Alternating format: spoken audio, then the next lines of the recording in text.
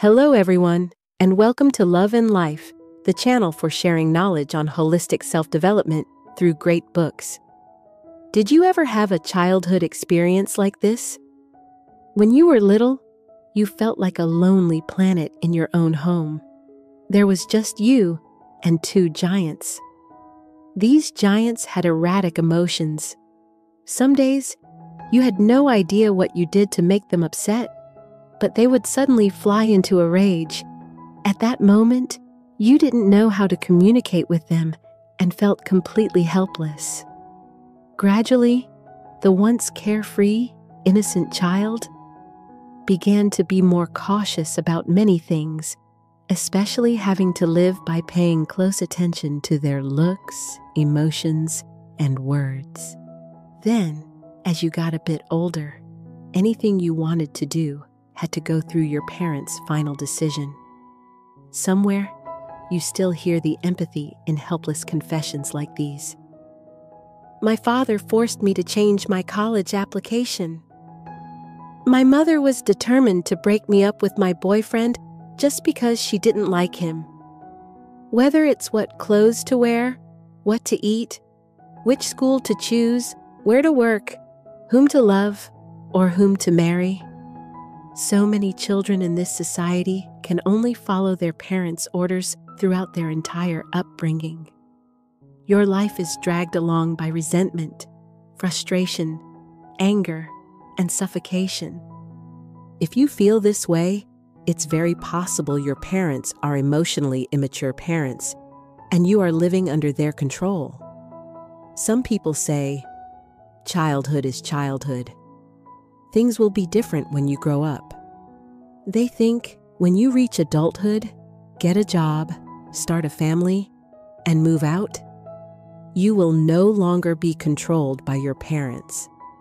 But in reality, even if you are 50 or 60 years old, or however successful your career is, if you still can't clearly understand your own inner world and don't know how to recognize if your parents are emotionally immature, the wound inside you will never be resolved.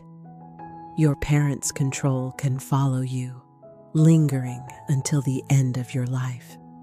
Following that, it can cause you to have trouble in relationships, difficulty expressing emotions, and even an inability to recognize your own true needs. And if you inherit all this from your parents, your children are, and will be, living with an emotionally immature parent. This is an endless, vicious cycle. Dr. Lindsay C. Gibson, through her famous psychology book titled Adult Children of Emotionally Immature Parents, will provide you with practical tools to protect yourself when interacting with immature parents. Reclaim your emotional autonomy and heal yourself and your inner child. With all her experience as a clinical psychologist, the author can help you escape the hidden corners of your childhood's shadow. Walk forward strongly and know that we cannot change the circumstances of our birth, but we can choose how to live. What your original family owes you, you can absolutely reclaim for yourself. Now, let's dive into today's content.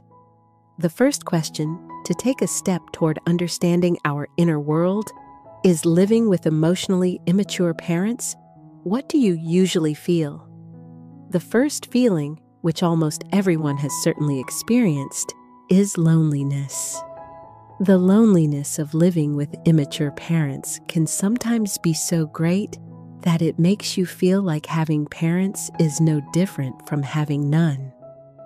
Along with loneliness comes helplessness. Helplessness arises because of your parents' emotional communication. What is that? It's how they transmit their erratic emotions to you. For example, your mother comes home from work, her face darkens, and she says nothing. You immediately ask, "Mom, what's wrong?" But she doesn't say a word. The way your mother is silent is the emotional communication. It's not verbal, but it's sending a signal to the child. Guess why I'm unhappy? The unpredictable behavior of immature parents is really no different from a childish game. They resolve issues by transmitting emotions, creating a dreadful atmosphere that makes children feel suffocated in their own homes. After helplessness, pressure appears. You often feel forced and put in difficult situations. The great Russian novelist Tolstoy once said, "All happy families are alike. Each unhappy family is unhappy in its own way." Correction. The quote is, "Happy families are all alike. Every unhappy family is unhappy in its own way." According to one study, unhappy families share a common trait. As long as there is one member with a coercive personality, that is, always demanding others do as they wish, the members of that family will certainly have a lot of suffering and internal wounds. The fourth feeling, you feel secondary. That is, your parents always put themselves first, and they don't care about your true feelings. For example, when you fail an exam, the first thing they worry about is that they will lose face. Next, you feel a sense of distance from your parents. They don't want to be close, to share feelings, nor do they want to truly open up to you. Then, you also feel disrespected. This feeling often occurs when parents don't value your personal boundaries and individuality. For example, reading your diary, monitoring you, or trying to intervene and change your choices. Finally, after all these terrible feelings, you want to live differently. Many times, you've tried your best to express yourself to your parents. You want to communicate and explain your true feelings to them. However, every time, you only receive one-sided interaction with no results. Or simply, when you have feelings like being unhappy or uncomfortable when forced to do something, when you feel sad because your parents acted unreasonably, you are not allowed to speak up. Simply because as soon as you open your mouth, you are immediately scolded or ignored. Therefore, a feeling of disappointment is always brimming inside you. You gradually no longer want to express your true feelings. These are the common emotions when you interact with immature parents. If you live with one or more of these feelings for a long time, the final result is that you are unconsciously controlled by your parents and lose your emotional autonomy. But why are you controlled? How did your parents control you? Theoretically, when a family conflict occurs, the adult should take responsibility because the adult is more mature and needs to maintain the family atmosphere. But in reality, living in the house of immature parents, the children have to take on the role of the adult, meaning they are responsible for reconciliation. However, you are just a child, so the only way to reconcile is to obey, listen, and please your parents. Or when a conflict happens, you have to be the one to apologize and make amends first. Only then does the tension gradually improve. In this way, children gradually lose their emotional mastery and mental freedom. We need to know that the control tool here is emotion. Emotion is a double-edged sword. If the emotion is joy, you will see it as a gift, a privilege, and be very grateful. But if the emotion is pain, you will feel as if you are being punished, a sense of loss. And the negative emotions you have to interact with when dealing with immature parents are repeated over and over from childhood. Because of this, you will become extremely sensitive and have strong reactions to emotions. One harsh word or one unreasonable action from them can make you think, fear, worry, or feel sad for a very long time. But the more you are affected by emotions, the more your parents can use emotion as a tool to control you, demanding you do as they wish. If you don't comply, you will feel guilty or ashamed. But when you try your best to follow them, you'll start to discover that you are no longer yourself. From there, your life will encounter many failures. You'll find it hard to manage your emotions. And when you start your own family, you will be disappointed by your partner. This is the consequence of that control. So why is it important to understand these things? It's so that next, we can go deeper into the inner world of these immature parents, understand who they are and why they became that way. Who are emotionally immature parents? In reality, many parents are mature in age, but not emotionally. On the outside, they may be composed, handle work well, and have no problem communicating with others.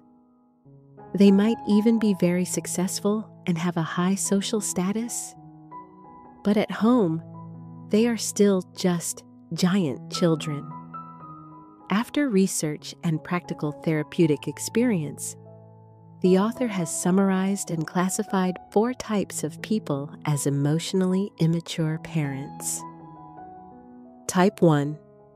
The emotional parent. These are people who often lose control of their emotions. They are very vulnerable and overreact to everything. In just a short time, their attitude can change from extremely caring to incredibly cold. Just a moment ago, they were happy. Now, they are furious. Because of this emotional volatility, they become unpredictable and create great pressure in the family. Besides, they are easily triggered, and when that happens, the whole family must run to comfort them. Type 2. The driven parent.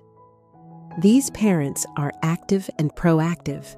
On the surface, they may look very normal because they are always trying to care for and invest in their children. However, in reality, being overly involved in their children's lives leads to a lack of empathy. These kinds of parents often force their children to behave in the way they deem most appropriate. They tend to be authoritarian, interfering in all of their children's affairs, setting high expectations, and can be very strict and demanding. Driven parents are also often very busy. To meet their personal needs, they will do anything to cultivate outstanding and successful children. As a result, they often feel frustrated and exhausted, both physically and mentally. These kinds of parents don't care if their child actually feels happy or likes something. They usually measure everything by goals: what achievements the child gets, how many hours a day they must study, how many advanced classes they must attend, etc. In truth, if parents always talk to their children in terms of goals, it is an extremely cruel thing. Just think about it. If you came home from work and your child asked, "Dad, what's your KPI this month?" Or, "Mom, what's your rank at the company?" Or, "How much was your year-end bonus?" You probably wouldn't want to come home at all. But strangely, many parents treat their children by this very standard. Type 3. The passive parent. This type of parent avoids all forms of conflict and tension. While this might make them easy to live with, it also means they always make their children feel distant. They are not willing to have honest conversations with their children, nor do they proactively talk about feelings or share emotions. They don't stand up to protect themselves or their children when necessary. Finally, type 4. The rejecting parent. These are parents who desire to be alone. They spend very little time with their children. Their interactions with the family usually only happen when something serious or critical occurs. They are also impatient and indifferent to the needs of others. Most of their communication with their children is by ordering, getting angry, or detaching. Children of these parents often feel uncomfortable and think they are not important to their parents. I don't know how many of you listening have grown up in such circumstances. Perhaps your eyes have welled up many times. Perhaps you are so used to the wounds that they have become scars. Or perhaps you yourself don't even know if you have truly matured in how you are raising your own children. Today, our purpose in learning about parental immaturity is not to blame one another, but simply to understand the inner worlds of our parents and ourselves. After looking at these 4 types, we will continue to explore the root cause. Why do so many parents live to 40, 50, or even 60 or 70 and still not mature? What leads to this emotional immaturity? Research shows that a child gradually matures when they receive real care and love from their parents. However, for emotionally immature parents, they have passed that stage, but in reality, they are still just children craving attention. So, the key reason is that history has repeated itself.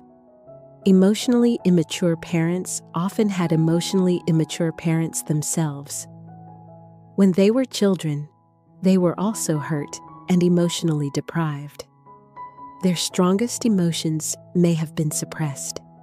They couldn't explore or express their thoughts and feelings to develop healthy emotions, leading to a limited ability to self-manage and emotionally connect with others as adults. In truth, however rigid these giant children in your house may seem on the outside, they are just as vulnerable on the inside. Because they haven't received care or healing for so long, they have had to build a psychological defense wall. This wall protects them from feelings of insecurity. And it is precisely this lack of security that makes them want to dominate and control others. This cause leads them to have certain internal characteristics. If others don't put me first, I'm in danger of collapsing. This is the first inner voice of an immature parent. Young children are often egocentric. Immature adults never truly give up their childish instincts. They always consider themselves first, so it's best if their children obey, comply, and give positive feedback. Only then will their emotions be stable.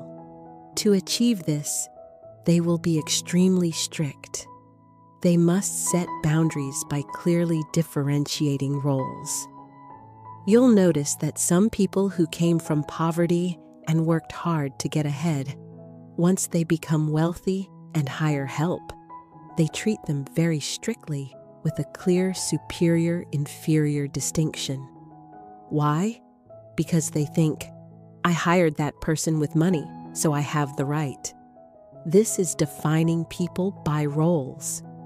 Similarly, if parents define people in a home by different roles, what responsibility the child has, what the eldest brother or sister must be like, what the youngest must do, each role will be like an undercurrent, making everyone in the family feel it's unfair and creating distance.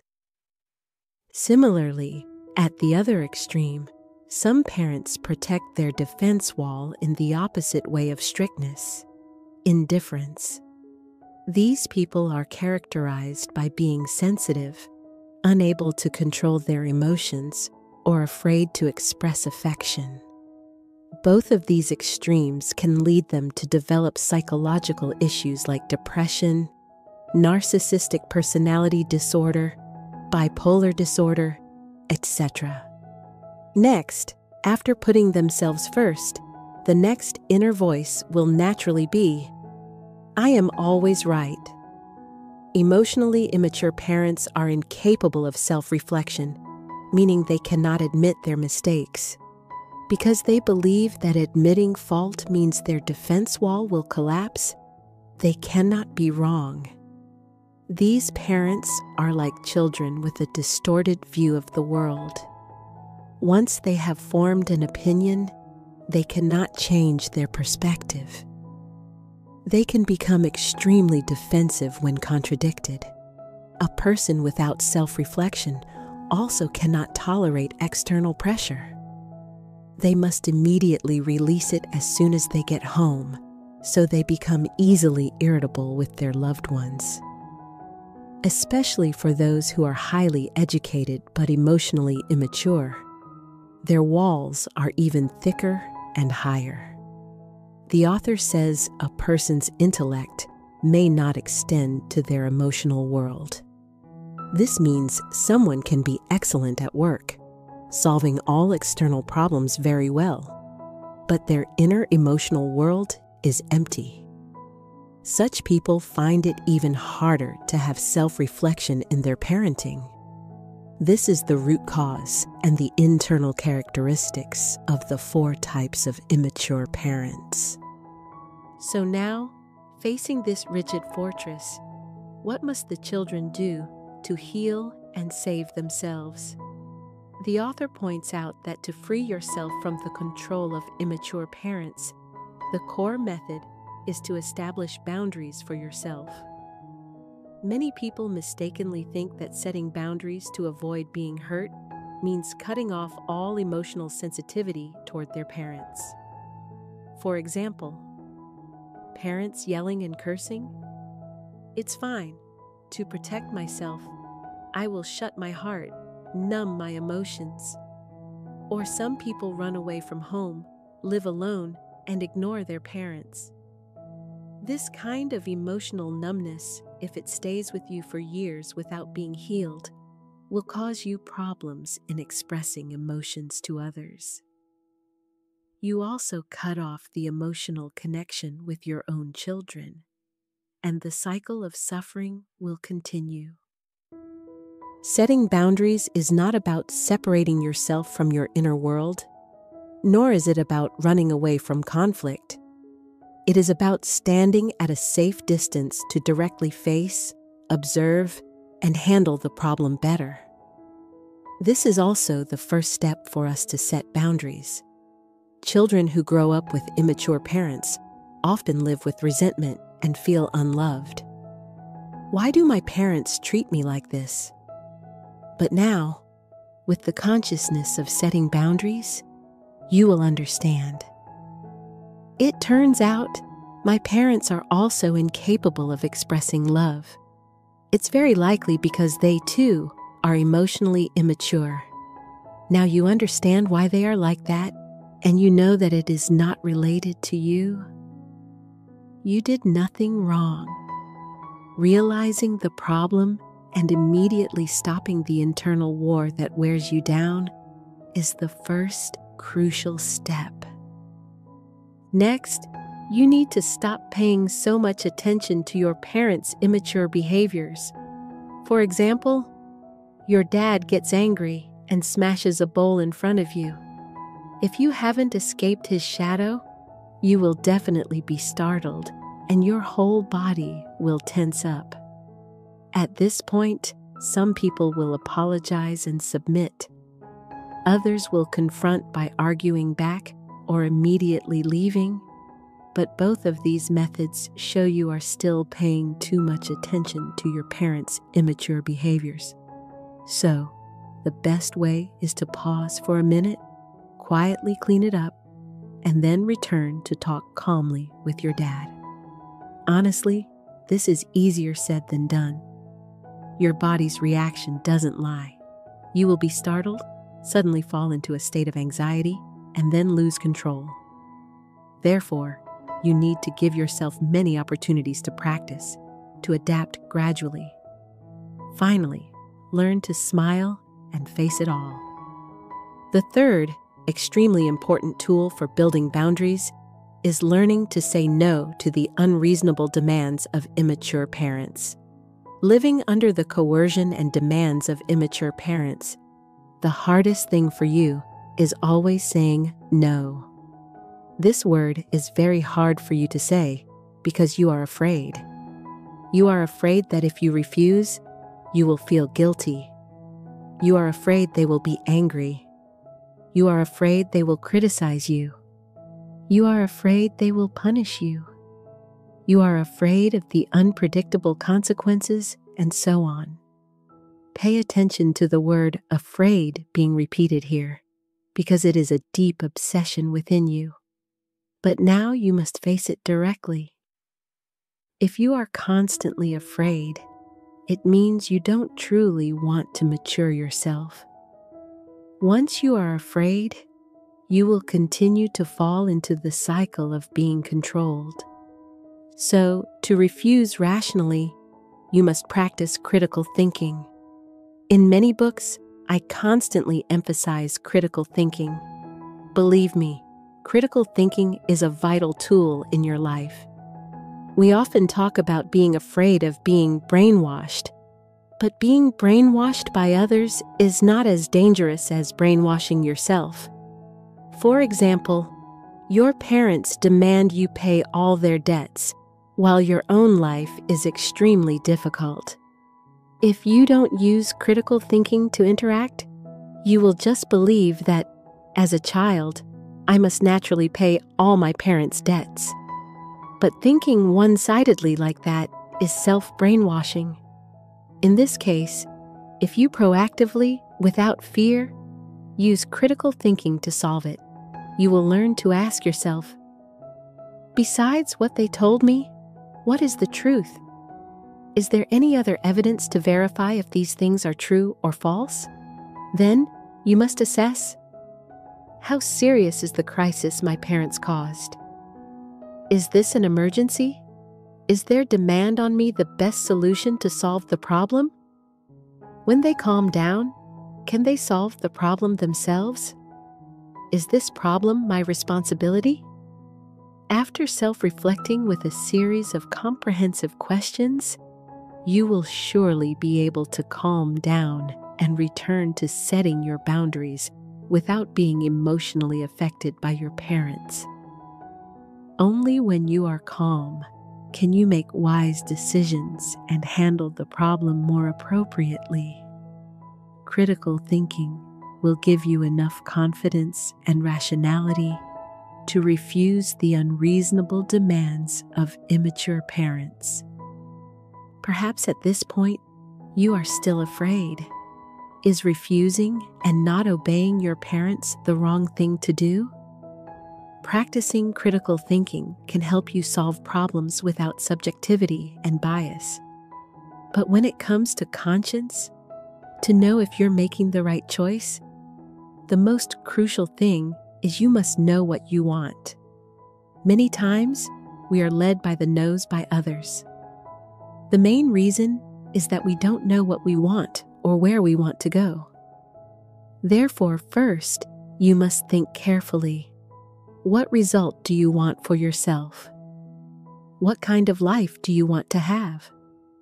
Then, work towards that goal. Our pain often lies in the fact that although you don't want to listen to your parents, you also don't know what you do want to do. So you're adrift and vague, and you just give in. Whatever. I'll just leave it like this.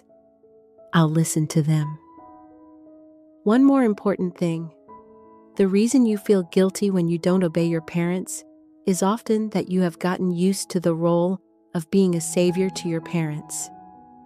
Therefore, next, you must learn to abandon the savior role.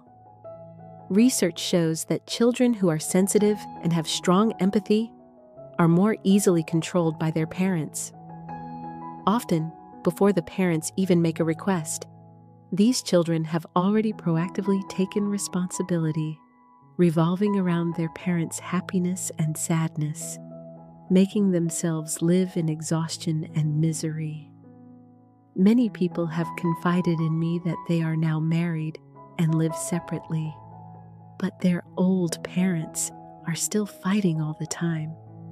Every few days, they call them to come back and mediate.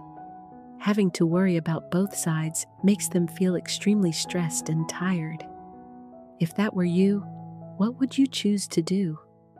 Often, many people will think, I am their child. Of course I have a responsibility. I can't just ignore them, can I?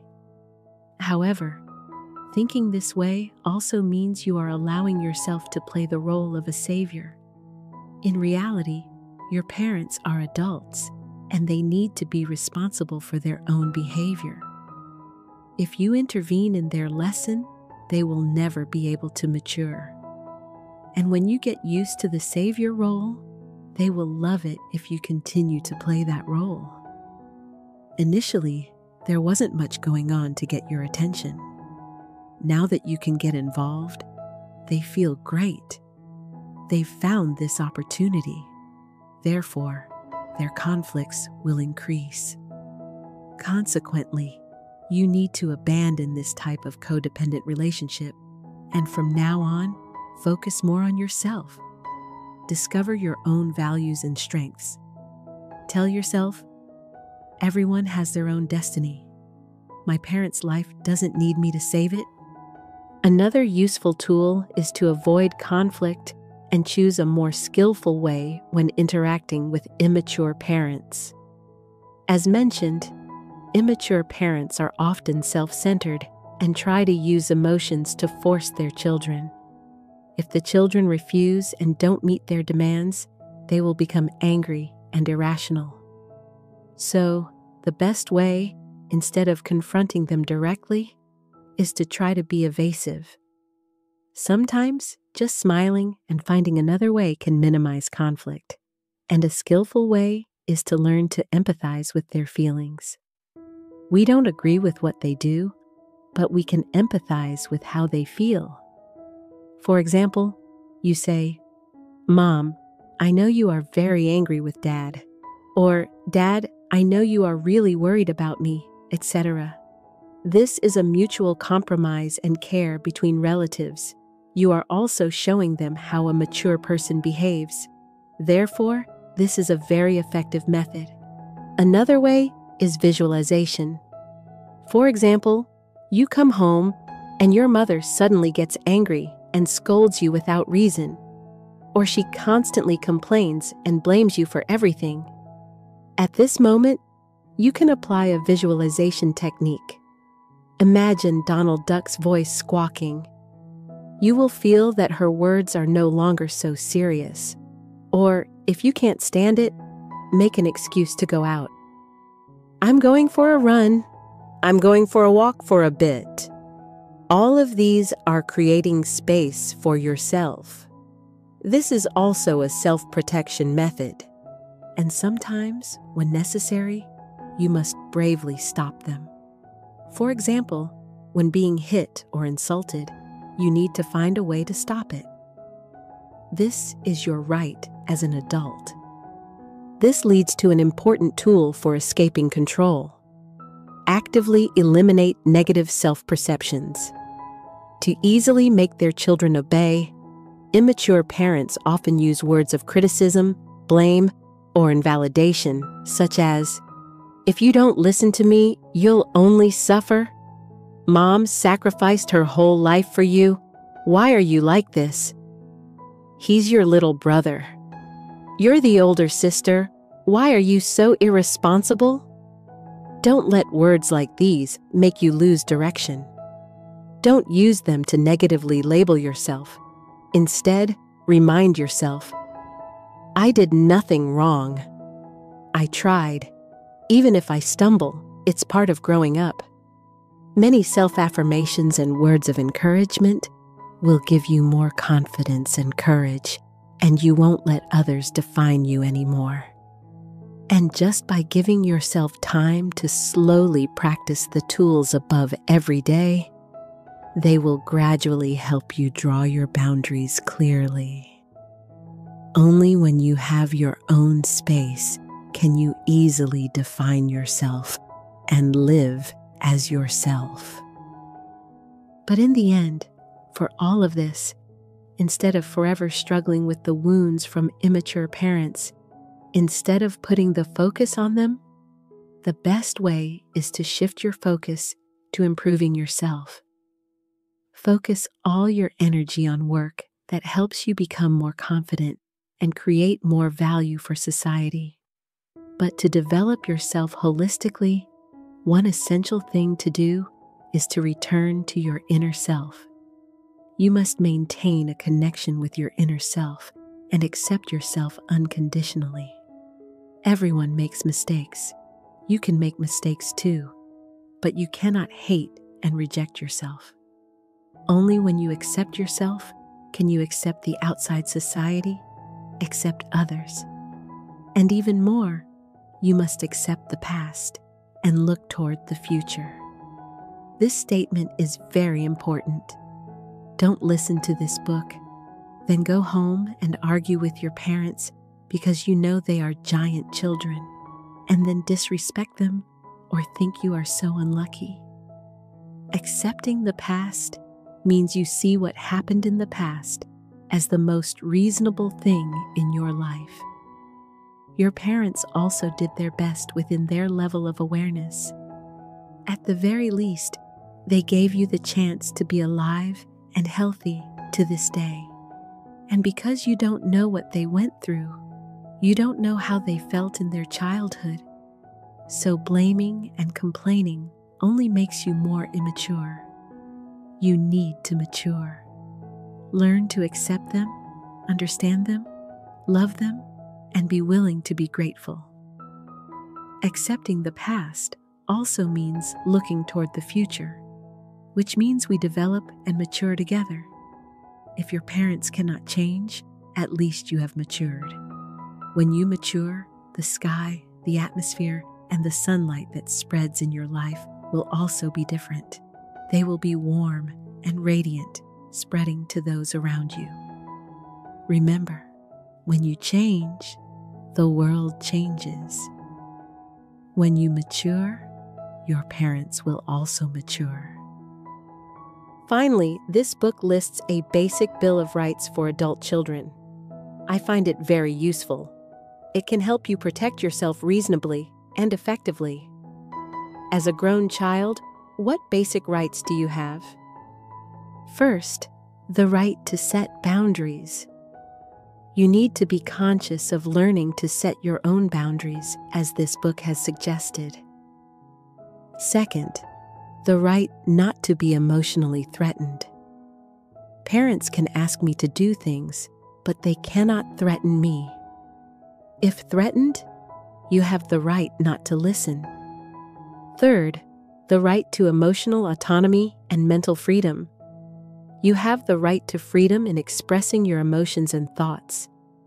If your parents conclude that a feeling you have is wrong, or your choice is inferior, that is a violation of your autonomy. Fourth, the right to choose your relationships. You can choose who to befriend, who to live with, and who not to live with. That is your right. Fifth, the right to make the best choices for yourself. Sixth, seventh, the right to be steadfast in your own lifestyle. Eighth, the right to equality and respect. Ninth, the right to prioritize your own health and happiness. Finally, the right to care for and protect yourself. These are the basic rights that adult children should have. I truly hope this book can give you more strength, help you find a way to overcome past wounds, heal and reconcile with yourself, so that you can truly experience a life decided by you, a life lived lightly and freely. Most importantly, I believe that stepping out of the pain of childhood and ending the endless cycle of giant children will start with you. If you found this video helpful, please share it with those who need it. Give me a like, press the subscribe button, and turn on the notification bell to catch the newest videos every week. Thank you once again, and I'll see you in the next videos.